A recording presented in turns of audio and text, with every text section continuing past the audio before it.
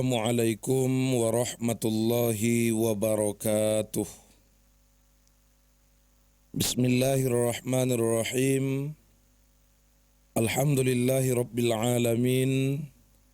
Alladzi an'amana bi ni'matil imani wal islam wa amarana bil ittihadi wa silatil arham. Ashhadu an la ilaha illallah wahdahu la syarikalah wa ashhadu anna sayyidana Muhammadan abduhu wa rasuluh. Allahumma salli wa sallim wa barik ala sayyidina Muhammad wa ala alihi wa ashabihil mujahidin at-tahirin.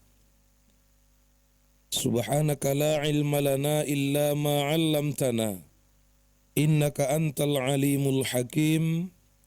Rabbi yassir wa la tu'assir, Rabbi tammim bil khair, wa la hawla wa la quwwata illa billahil aliyyil azim.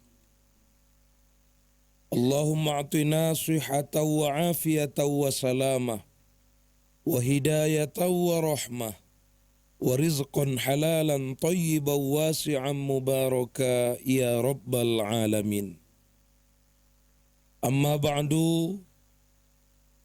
Puji dan syukur kehadirat Allah Subhanahu wa Ta'ala yang atas izinnya pada malam hari ini kita diberikan kesehatan dan kesempatan sehingga kita bisa mengisi acara Suara Islami yang mengudara dari PT Radio Start Serasi Suara, yang mengudara dari lantai 2 Studio 1 Gedung Start FM di Jalan AMD Lama, Kota Siantar, Panyabungan. Kemudian salawat dan salam ke ruh Rasulullah Nabi besar Muhammad sallallahu alaihi wasallam. Syariatnya lah yang kita laksanakan di dalam kehidupan ini, serta syafaatnya jualah yang kita harapkan terutama di yaumil mahsyar kelak. Sahabat Start FM yang dirahmati oleh Allah Subhanahu wa Ta'ala, seorang ulama yang bernama Syekh Ibrahim bin Adham memberikan pesan kepada seorang anak muda yang mendatanginya. Karena anak muda ini datang dengan bentuk penyesalan, ia sudah banyak berbuat dosa dan maksiat, maka ia menemui Syekh Ibrahim bin Adham dan mengatakan, "Ya Syekh, bagaimana caranya supaya dalam mengisi kehidupan ini saya tidak lagi berbuat maksiat dan dosa kepada Allah?" Maka Syekh Ibrahim bin Adham memberikan 5 pesan kepada anak muda tersebut. Memang pada syariatnya Syekh Ibrahim bin Adham berpesan kepada anak muda ini, tapi pada hakikatnya kepada kita semua muslimin wal muslimat. Apa yang dikatakan Syekh Ibrahim bin Adham? Yang pertama, kalau kau hendak mengerjakan perbuatan dosa dan maksiat kepada Allah, silahkan kamu pikirkan bahwasanya apapun yang kita makan dan yang kita minum itu semua adalah rezeki yang dikurniakan oleh Allah, yang diberikan oleh Allah.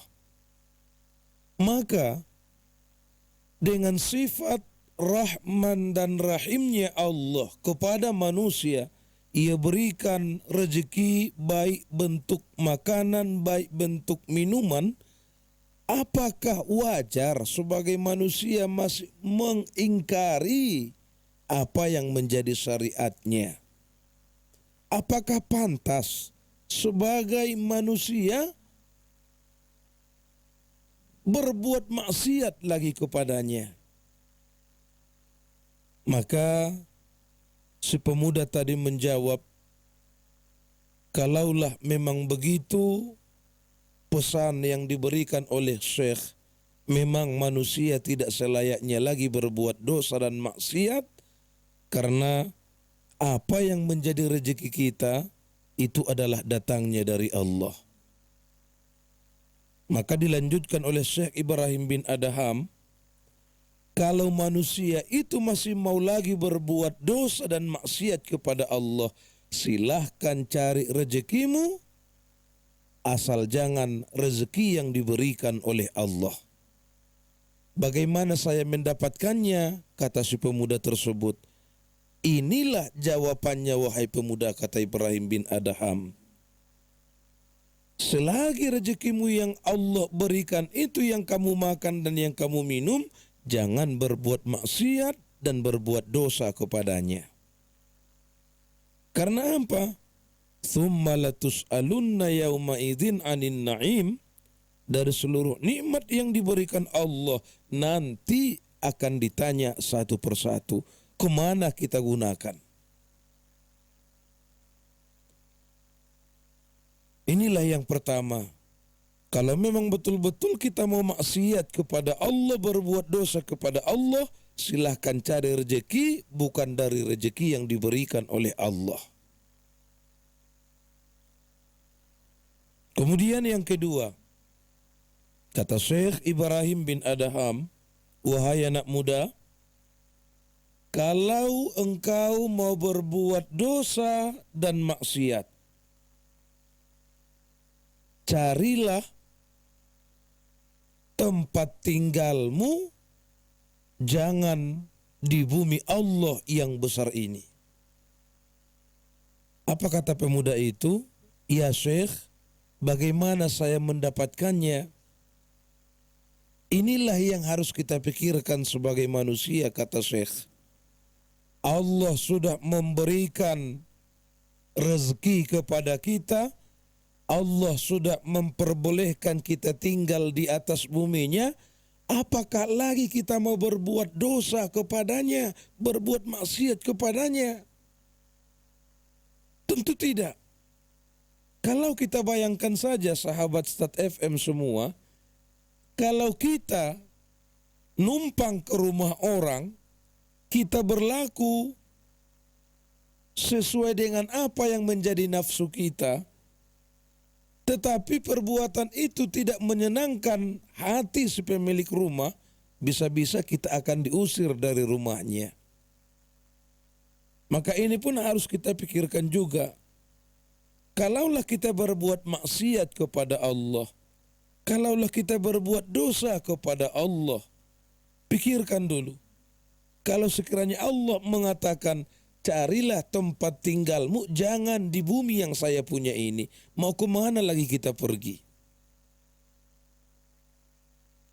Tidak akan kita dapatkan tempat lagi kecuali Allah yang maha memiliki segalanya. Kemudian yang ketiga, wahai pemuda, kalau kamu mau melaksanakan perbuatan dosa dan maksiat kepada Allah, maka carilah tempat yang dimana Allah tidak nampak. Pemuda itu mengatakan, ya Syekh, satu titik pun tempat tidak ada yang tidak nampak bagi Allah. Semua Allah nampak, semua tidak ada yang luput daripada pandangan Allah. Bagaimana kita manusia mendapatkan tempat itu? Tentu tidak bisa kita dapatkan. Jadi oleh karena itu, mau dimanapun kita, bagaimanapun keadaannya, kapanpun waktunya, tidak ada yang luput daripada pantauan Allah. Kita selalu dimonitor oleh Allah. Kalau kita betul-betul mendalami akidah, karena di dalamnya ada sifat 20, ada sifat sama. Allah Maha mendengar. Apapun yang kita ungkapkan dalam hati dan apapun yang kita ucapkan melalui lisan, semua Allah dengarkan. Allah bersifat basor. Allah Maha melihat. Apapun yang kita kerjakan selalu dipantau Allah. Kemudian Allah Maha ilmu atau bersifat ilmu. Allah Maha mengetahui. Tidak ada yang tidak diketahui oleh Allah. Kalaulah kita merasakan segala tindak tanduk perbuatan perkataan kita diawasi, jangankan hanya Allah mengawasi, manusia saja tentu kita sebagai manusia sudah mewaspadai apa yang harus kita kerjakan. Belum lagi Allah yang memantau kita.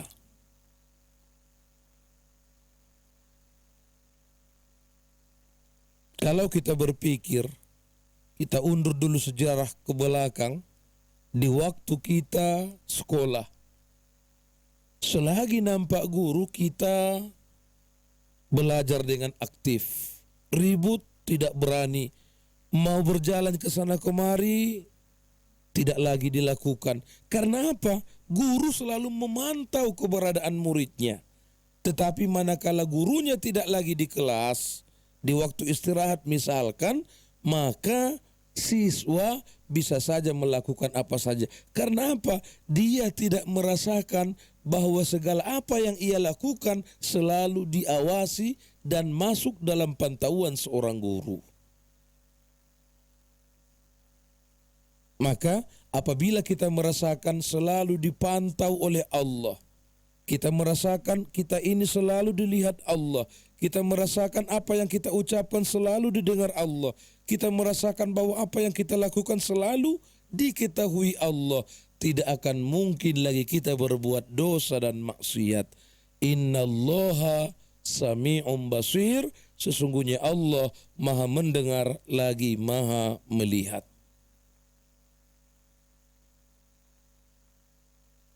Oleh karena itu di dalam kitab suci Al-Quran, di awal-awalnya kita temukan ayat Dzalikal kitabu la raiba fihi hudal lil muttaqin alladzina yu'minuna bil ghaib. Tanda-tanda orang yang beriman itu yang pertama, percaya kepada yang gaib, termasuk Allah. Allah selalu memantau kita. Malaikat juga itu gaib, selalu mencatat apa kebaikan yang kita lakukan dan mencatat apa keburukan yang kita laksanakan. Kemudian yang keempat,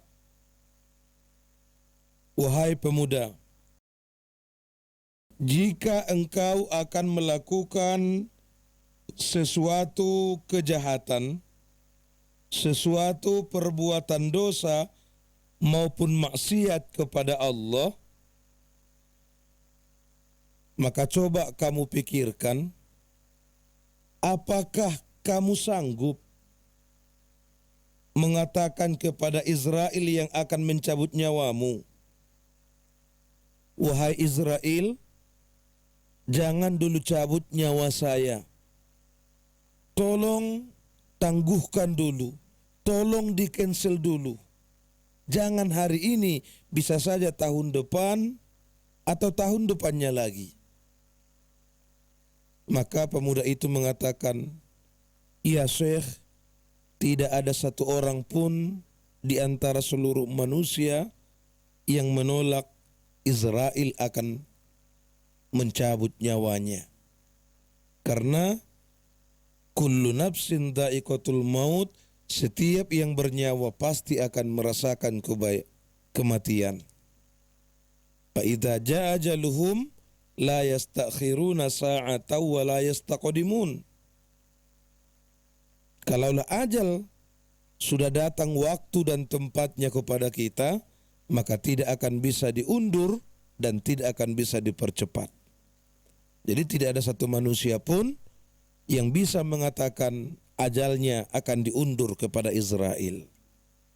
Kalaulah kamu berani mengatakannya, silahkanlah berbuat dosa karena kamu tahu masih ada lagi kesempatan untuk berbenah diri atau bertaubat. Jadi si pemuda tadi pun mengatakan, "Ya Syekh, tidak akan mungkin seorang manusia untuk mengatakan hal itu." Maka saya mengatakan, kamu berani mengatakan itu.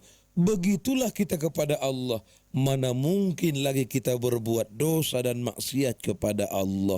Justru orang yang banyak dosa dan maksiatnya kepada Allah, itulah orang yang tidak tahu diri kapan ia akan mati, dan ia meyakini bahwa ia akan hidup selama-lamanya di dunia.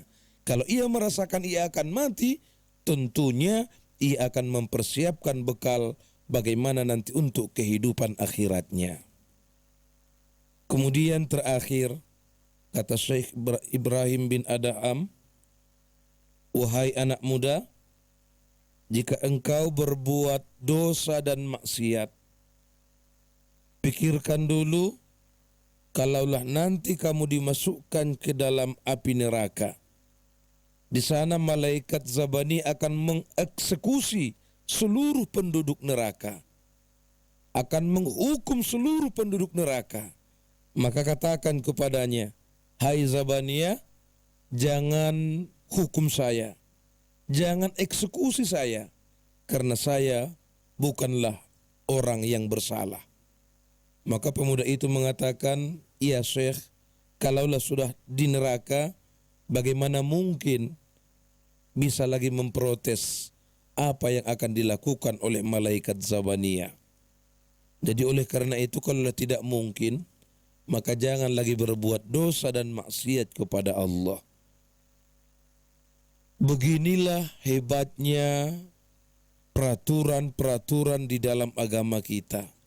Kita diajari bahwa ada yang mengawas. Kita diajari bahwa ada yang nantinya menjadi saksi bagi kita di alam akhirat. Al-yawma nakhtimu ala afwahihim wa tukallimuna aydihim wa tashhadu arjuluhum bima kanu yaksibun. Nanti mulut setiap manusia itu akan ditutup. Yang berbicara tangan dan kaki mengenai apa yang telah kita perbuat semasa hidup di atas dunia.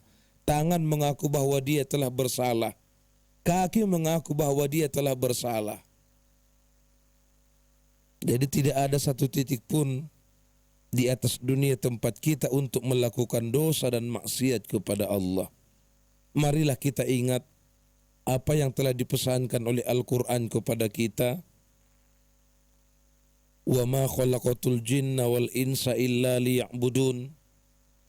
Aku tidak menciptakan jin dan manusia kecuali untuk menyembah kepadaku. Yang diwajibkan untuk melaksanakan ibadah hanya 3 macam. Yang pertama, orang yang beragama Islam. Kemudian yang kedua, orang yang telah baligh. Yang ketiga, orang yang berakal sehat. Kalaulah ia Islam, sudah dewasa, akalnya sehat, maka diwajibkan kepada kita untuk melaksanakan ibadah. Tetapi kalaulah satu saja tanggal dari yang 3 syarat tersebut, maka tidak diwajibkan lagi untuk melakukan ibadah. Orangnya Islam, akalnya sehat, tapi belum dewasa, hanya sebatas anjuran saja untuk melakukan ibadah. Orangnya Islam, sudah dewasa, tapi akalnya tidak sehat, orang gilanya, tidak diwajibkan beribadah. Dia sudah dewasa, akalnya sehat, tapi tidak beragama Islam, maka tidak diwajibkan beribadah. Selagi yang 3 indikator ini menyatu di dalam diri kita, Islam, baligh, berakal, maka jangan sekali-kali untuk meninggalkan perintah sholat. Jangan meninggalkan perintah-perintah agama. Karena nanti di yaumil mahsyar, Tidak ada lagi alasan bagi kita untuk mengatakan sesuatu kepada Tuhan. Ada di antara manusia yang mengatakan, ya Allah, kami disibukkan dengan harta kami. Ada yang mengatakan, ya Allah, kami tidak mempunyai apa-apa karena sibuk untuk mencari kebutuhan rumah tangga, lupa beribadah. Ada juga yang mengatakan, ya Allah, kami sebagai tokoh di dalam masyarakat sibuk mengurus masyarakat kami, lantaran sibuknya lupa beribadah. Ya Allah, kami adalah pemimpin, lantaran sibuk mengurus rakyat, maka lupa beribadah. Ada juga yang mengatakan, ya Allah, kami senantiasa menjaga paras kami yang cantik, kegantengan kami yang begitu rupawan, sehingga meninggalkan ibadah kepada Allah. Maka Allah pun memberikan jawaban kepada mereka, para calon ahli neraka. Yang pertama, wahai manusia, kalau kamu mengatakan alasan dikarenakan sibuk mengurus harta, sibuk berbisnis, lupa beribadah, untuk mengejar kekayaan lupa kamu kepada saya, ini ada contohnya si Nabi Sulaiman. Nabi Sulaiman ia adalah orang yang paling kaya, tetapi ia tidak lupa beribadah kepada saya. Alasan kamu sibuk karena mengurus harta, berbisnis, lupa ibadah, tidak saya terima. Dia bisa, kenapa kamu tidak? Kamu yang mengatakan miskin, tidak punya apa-apa, sibuk berusaha demi untuk mencukupi kebutuhan rumah tangga. Ini ada Nabi Isa, rumah pun tidak ada, tinggal hanya di dalam gua, tetapi ia tidak lupa untuk beribadah kepada saya. Alasan kamu tidak saya terima. Kamu yang mengatakan sebagai tokoh di masyarakat, sibuk mengurus masyarakat, urusan inilah, urusan itulah. Ada juga yang berprofesi sebagai pemimpin, sibuk mengurus rakyat ke sana kemari. Alasan kamu tidak saya terima. Ini kekasih saya Muhammad Sallallahu Alaihi Wasallam. Ia lebih tokoh daripada siapapun tokohnya. Ia lebih pemimpin dari siapapun pemimpinnya. Tetapi ia tidak lupa beribadah kepada saya. Alasan kamu dikarenakan ketokohan, dikarenakan kepemimpinan kamu, saya tidak terima. Terakhir kamu mengatakan bahwa kamu sibuk dengan kecantikan dan ketampananmu, apakah itu menjadi foto model atau yang lain-lain, maka disibukkan untuk berbagai macam profesi, lupa beribadah, saya tidak terima. Ini ada Yusuf alaihissalam. Yusuf tidak ada yang bisa menandingi bagaimana kecantikan Nabi Yusuf, bagaimana keindahan wajah Nabi Yusuf. Dia beribadah, kenapa kamu tidak? Alasan kamu, saya tidak terima. Maka oleh karena itu, saudara-saudara Start FM, bagi kita yang muslim, yang sudah dewasa, berakal sehat, mari kita tunaikan ibadah kepada Allah melalui tausiah yang singkat ini dalam acara Suara Islami yang mengudara dari Studio 1 Lantai 2 Gedung Start FM di Jalan AMD Lama, Kota Siantar, Penyambungan. Mari kita ambil moto, gali ilmu, raih prestasi, dan capai ridho ilahi. Demikian tausiah yang bisa kami sampaikan. Lebih kurangnya mohon maaf. Usikum wa iyaya bitaqwallah. Wassalamualaikum warahmatullahi wabarakatuh.